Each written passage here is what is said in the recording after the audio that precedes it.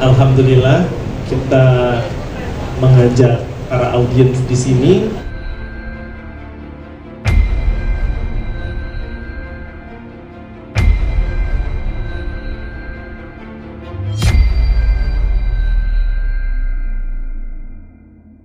untuk melakukan visitasi di klinik IVF kita dengan T5 Tower 2 dari Brawijaya Hospital Antasari.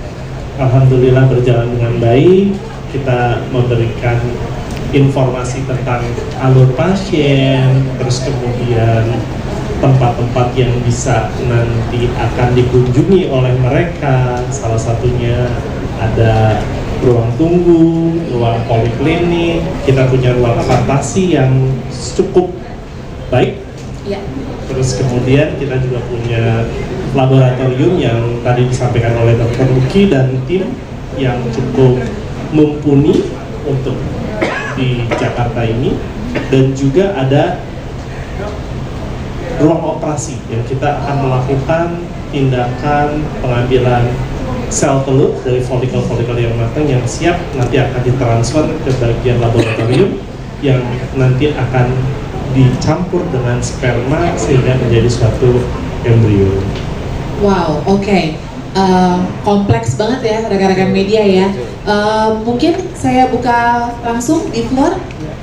Boleh berdiri, nama dari media mana serta pertanyaannya. Saya Ari dari Tablet Bintang. Oh, Ari juga. Hai. Aduh. Saya mau tahu apakah di Brawijaya IVF ini ada teknologi baru yang diterapkan seperti itu. Terus tadi juga di awal sempat mendengar ada nilai lebih yang ditawarkan, nilai lebih yang diharapkan dari Brawijaya IVF ini. Nilai lebihnya apa aja? Mungkin proses yang lebih singkatkah, atau itu tadi teknologi yang maju, atau harga yang mungkin lebih miring, atau seperti apa? Terima kasih. Ya, di sini technical expertnya adalah Dr. Lucky. Nanti Dr. Lucky akan sampaikan ke sini. Monggo silakan Dr. Lucky. Ya, jadi kalau dari segi yang kita tawarkan ke pasien yang dari segi teknologi, terutama itu di lab embrio, ya, kita teknologinya sudah menggunakan time lapse, kemudian dengan bantuan AI, kemudian kalau dari segi genomik itu kita udah ada PGT, pre-implantation genetic testing, PGTA, PGTM, ya, jadi lebih ke arah genomik pendekatannya. Kelebihannya apa nih, Dok? Oh, ya, jadi kalau time lapse itu kan ya kita melihat perkembangan embrio itu secara real time, ya. Jadi kita bisa melihat embrio itu membelahnya dari waktu ke waktu.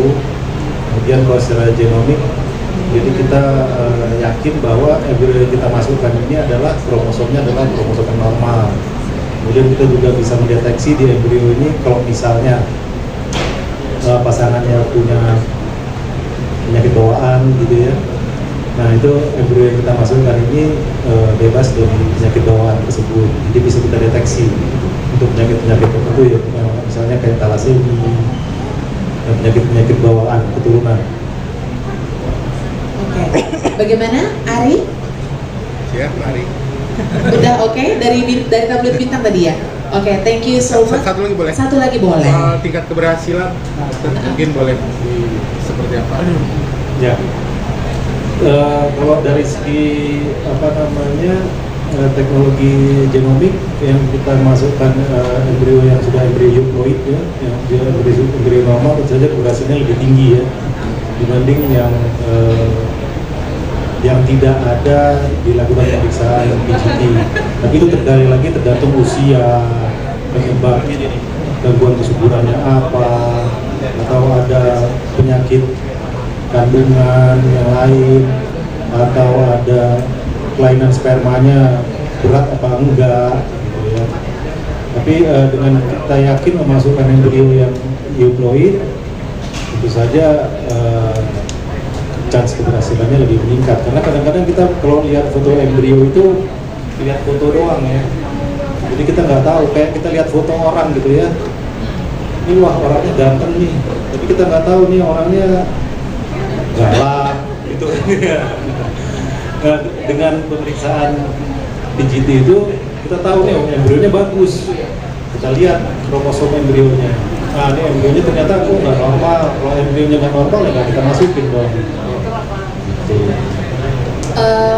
Menambahkan mungkin pertanyaannya dari Mas Ari itu, kalau misalnya ada abnormalities itu, apakah di Brawijaya IVF Center itu ada pengobatannya atau treatmentnya?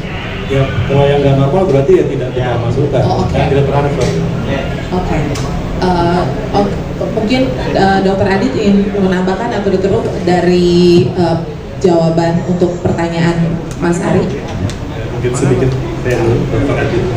Jadi preventif dari yang kita lakukan itu sudah maksimal, sehingga waktu kita bilang bahwa Anda punya embrio tidak punya, oh berarti saya bisa dihamilkan. Nah, embrionya sehat enggak? Nah, Dr. Uki udah sampaikan bahwa embrionya sehat.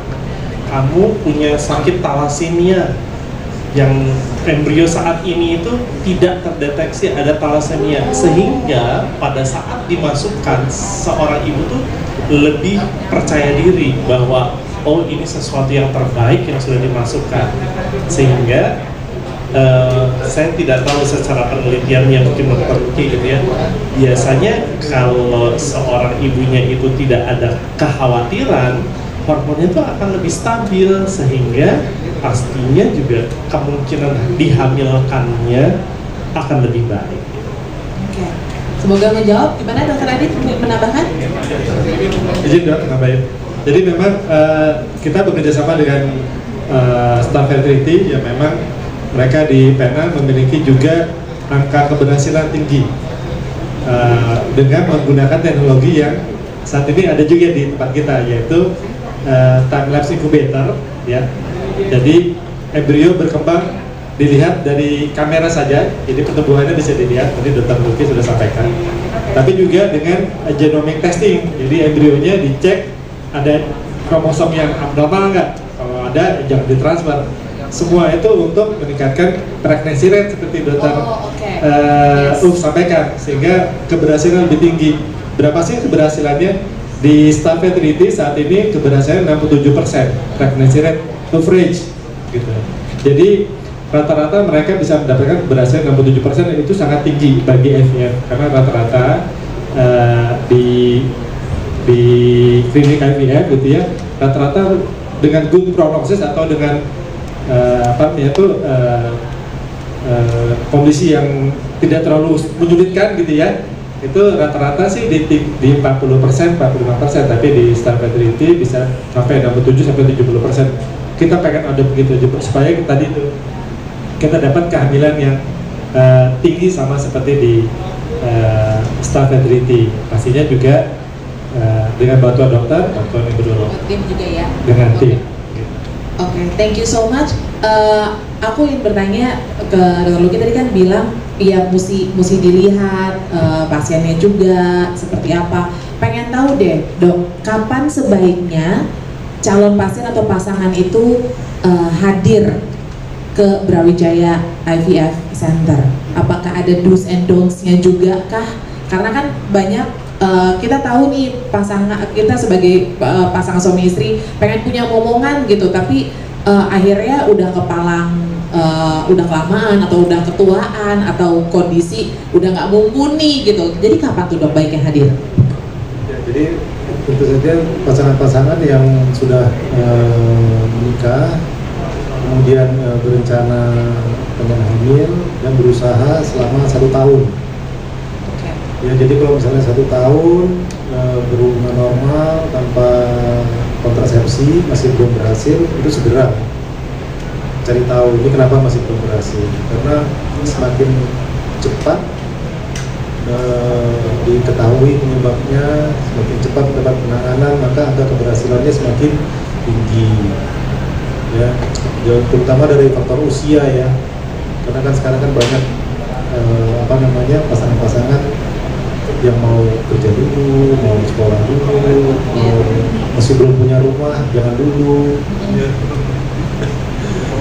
Belum punya mobil, jangan dulu. Gitu.